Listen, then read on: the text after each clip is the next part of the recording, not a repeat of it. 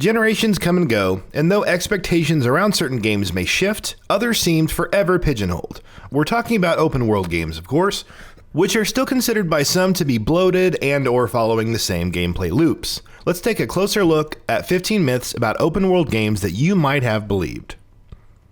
Open world games are endlessly replayable.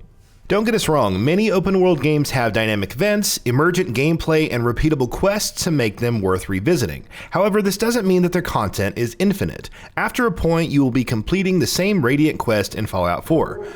The best in slot gear for Assassin's Creed Odyssey is limited, and bandit camps remained unchanged. You can only cause so much chaos in a Just Cause game, and even the universe of No Man's Sky can have its limits. Each bit of content is handcrafted. Speaking of Radiant quests though, it's perhaps no surprise that not every piece of content in a game is handcrafted, and this can apply to other genres besides open world. Assassin's Creed Odyssey will generate different bounties for you to pursue, for example. Many of these titles tend to reuse assets, from the NPCs in The Witcher 3 to the buildings of Ghost Recon Wildlands and Breakpoint. All NPCs are unique. And when we say reuse NPCs, we mean right down to their faces and features. In some cases, you will find a face template or three that are reused throughout an entire open world game. Again, while it doesn't help the immersion aspect, considering the sheer scale of the experience, it makes sense in terms of optimizations and keeping costs down.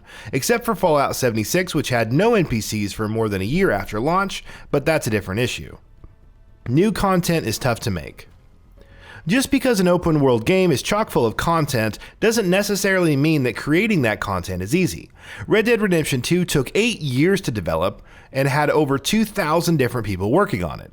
Though asset recycling is somewhat looked down upon, it's often done to optimize the experience or cut down on the amount of work that unique NPCs require, to say nothing of the coding involved. Keep that in mind the next time you're mad about how long new content takes to release. Using open world and sandbox interchangeably. One of the bigger misconceptions about the open world genre is how it's often misconstrued with the sandbox genre. Don't get us wrong, there are similarities, but while the former is about exploring a large world freely and taking on objectives at your leisure, the latter is more about the freedom to change the world and affect it without any limitations.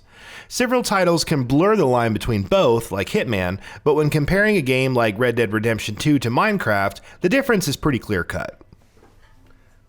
You can go anywhere. You see those mountains? You can go there, but not quite.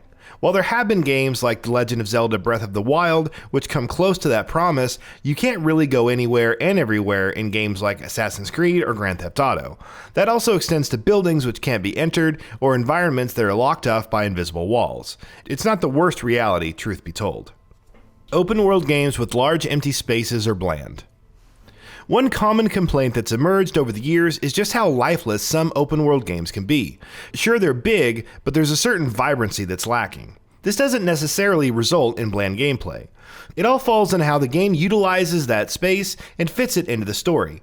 Shadow of the Colossus, for example, has very large, wide open spaces devoid of quests, NPCs, and so on. But the gameplay is extremely compelling because the main hook, taking down the Colossi, works wonderfully with the world design. Interacting with everything. I still flash back to Fallout 4 and how it was touted letting players interact with everything. That wasn't 100% true though, but that's a reality with pretty much every open world game. You can wreck stuff in Saints Row the Third, collect junk in Fallout 4, loot a lot of different things in The Witcher 3, Wild Hunt, and so on. But good luck toppling over every single bookshelf, meticulously reshaping the world, or outright altering the game's foundation. Open world games don't have good stories. While you could make that argument for an Assassin's Creed game or two, and probably the earlier Saints Row titles, it's patently false. Grand Theft Auto 5, Red Dead Redemption 2, Horizon Zero Dawn, and so on are all known for their excellent storytelling, so look for good stories irrespective of their genres. Go get him, Tiger. Free fast travel in every game. Open world games having fast travel seem a given at this point, but it's not always free. Some games like Horizon Zero Dawn require discovering campsites and crafting fast travel packs until you get the golden fast travel pack with unlimited uses. Forza Horizon 4 restricts you to fast traveling to different festivals or your house until you buy more property. Even games like Zelda Breath of the Wild require you to climb towers and clear shrines to use them as fast travel points. Then there's Fallout 76, which charges you caps for fast traveling. Every NPC has a unique voice actor. With the hundreds of unique NPCs in games, you'd think there are at least a good 200 or so voice actors working behind the scenes. The number is actually a lot more conservative, given the amount of dialogue and characters in these games. Having one person voicing multiple characters is a good way to compartmentalize everything, and save money, of course. Procedural generation always provides unique maps and infinite worlds. Procedural generation has been a thing for a while now, as Minecraft and Terraria will attest. However, it was No Man's Sky that pushed the narrative for having massive, super unique worlds with its algorithm. The game's launch turned out to be a lot more sobering, and even with all the updates released thus far, it's not uncommon to see a number of similar worlds. This isn't to say procedural generation doesn't have its uses when it comes to generating terrain and objects, which can then be further iterated upon and improved.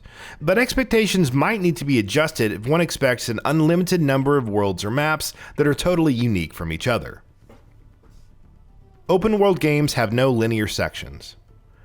Despite being known for large worlds, numerous open world titles tend to have linear sections.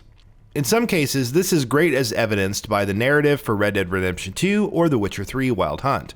However, there might be this odd balance as seen with Final Fantasy XV's first several hours taking place in an open world, while a good chunk of the story leading to the climax is set in a highly linear section. Either way, not everything in an open world takes place in one giant open space. The entire world is loaded at once. Loading times for some open-world games can be fairly absurd, leading to the belief that the entire world is being loaded at once. But look at games like Horizon Zero Dawn or even The Legend of Zelda Breath of the Wild, which circumvent too many loading screens through the clever usage of memory. Only certain parts are loaded during gameplay rather than the entire world at once. And with SSD technology becoming the norm for consoles, expect this to improve even more as time goes on. Open-world stealth sections suck. Stealth sections in open-world titles could be rather dull back in the day.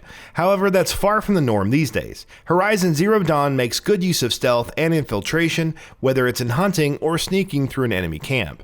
Watch Dogs 2 wasn't half bad, despite Ubisoft veering farther away from the hardcore stealth franchises like Splinter Cell, to say nothing of changes to Assassin's Creed. And Metal Gear Solid 5: The Phantom Pain offers a wealth of incredible stealth options and methods to fulfill objectives, limited only by one's creativity.